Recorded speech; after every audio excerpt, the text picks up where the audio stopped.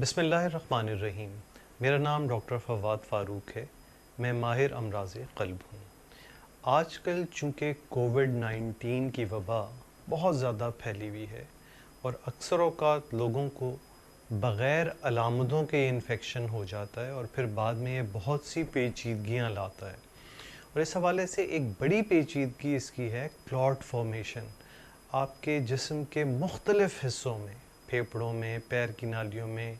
या इवन दिल की नालियों में, दिल के दौरे में इजाफ़ा हो जाना, यानी क्लॉट फॉर्मेशन के नतीजे में जो पेचीदगियाँ आती हैं वो इस कोविड-19 की वजह से आ जाती हैं। इस वजह से बहुत से माहिरीन का ये ख़्याल है कि ऐसे मरीज़ जो अगर आम हालात में एस्पिरिन नहीं ले रहे, दिल के तमाम मरीज़ तो एस्पिरिन या एस्कार्ड लेते ही हैं, लेकिन अमूमन ऐसे लोग जिनको दिल का मर्ज़ ना हो लेकिन उनको शुगर, ब्लड प्रेशर या इस तरह की दूसरी नौइयत की बीमारियां होती हैं, तो ये लोग प्रोन होते हैं, यानी इनमें ये चांसेस होते हैं कि ब्लड क्लॉट्स हों और स्पेशली अगर इनको कोविड का इन्फेक्शन साथ हो तो बहुत सी पेचीदगियाँ आ सकती हैं। इसलिए माहिरीन का ख़्याल है कि ऐसे तमाम लोग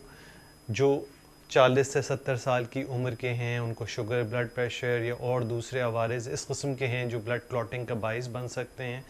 तो वो कोविड-19 के इस एरा में, इस दौर में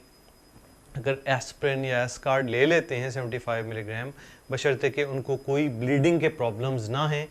तो उनको किसी हद तक ये चीज़ फ़ायदा देगी और वो कोरोना के या कोविड की वो जो पेचीदगियाँ हैं खून जमने की वजह से, उससे बच सकेंगे।